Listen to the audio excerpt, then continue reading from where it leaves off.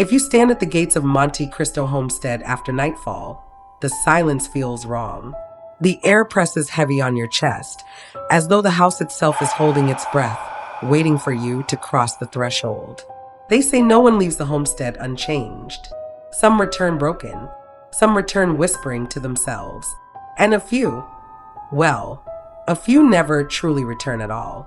Tonight, you are standing where they stood, staring at Australia's most haunted house, knowing that if you step inside, you may not walk out the same. It was supposed to be just another ghost tour. You had read the online reviews. Creepy, atmospheric, fun night out with friends. But when your group pulled up to the grand Victorian homestead in Junee, the chatter in the van fell silent. The Monte Cristo homestead loomed against the night sky like a cathedral of shadows. Its sandstone walls glowed faintly under the moonlight, and every window looked like a darkened eye. The wrought iron balcony curled around the second floor like a cage. Your guide, a wiry man with a torch and a voice that seemed too calm for the occasion, introduced the house with a smile that didn't reach his eyes. "Welcome," he said. "This place has stood since 1885. It was home to the Crawley family, but home is a gentle word. This house was more a prison, a trap, and sometimes a tomb." You expected nervous laughter from your group, but no one spoke. Everyone just stared at the front door, where an antique lamp glowed with a sickly yellow light, as if already inviting you inside. The guide told you stories as you crossed the threshold. The wooden floors groaned underfoot, and the air inside was colder than the night outside. Christopher Crawley, the original owner, built his fortune on wheat and ambition. But where his wealth grew, misfortune followed. Servants died in strange accidents. A maid supposedly fell to her death from the balcony. A young stable boy burned alive in the barn. Then there was Harold Steele, a mentally disabled servant who, after years of abuse, was chained in the caretaker's cottage like an animal. He stayed there for decades, starving, broken, forgotten by time, until his own ghost was said to wander the grounds, still rattling his invisible chains. And, of course, the mistress of the house, Mrs. Elizabeth Crawley. After her husband's death, she never left Monte Cristo, not even once, for the remaining 23 years of her life. She confined herself to the walls of the homestead, draped in black mourning clothes, clutching a Bible until her death. "Some say she still walks these halls," the guide whispered. "And if you smell rose perfume when no one is near, she is watching you." On the second floor, you entered the mistress's room. The air felt suffocating, heavy with sorrow. Black curtains draped the walls, and a crucifix hung over the bed, its figure of Christ cracked with age. Your torch beam swept across the vanity. A hairbrush still lay on the surface, as though waiting to be picked up again. The guide lowered his voice. "Mrs. Crawley spent her last years in this room. She died here. Her spirit remains protective of her house. Protective and vengeful."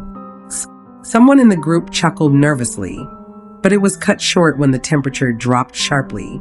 Your breath came out in white clouds. The rose scent grew stronger, and then 3 knocks. On the wall. Clear, hollow, deliberate. The group froze.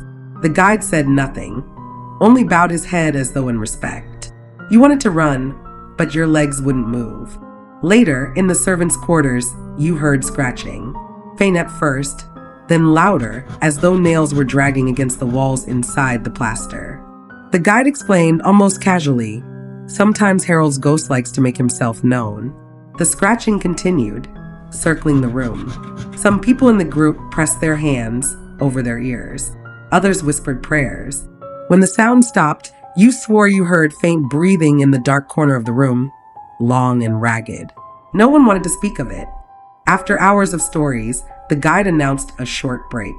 Guests could explore the homestead's halls or step outside for fresh air. Most hurried to the front porch, desperate for distance from the suffocating walls. But something pulled you back inside. You don't know why. You told yourself it was curiosity, or perhaps arrogance. But your feet carried you up the staircase alone, torchlight bobbing in the dark. The air was still, but your heart pounded as though chased. At the top of the stairs, you turned toward the mistress's room again, and the door was open. Inside, the bed was made, the crucifix hanging still. But the mirror on the vanity reflected something that made your throat close. It was you, but not you. In the mirror, your reflection wore a black morning dress. Your face was pale, your eyes sunken. You clutched a Bible in your hands that weren't your own. You stumbled backward, your torch clattering to the floor. But the reflection didn't stumble. It stood tall, lips parting as though to whisper something you couldn't hear. The rose perfume suffocated you now, thick as smoke. And then the mirror cracked.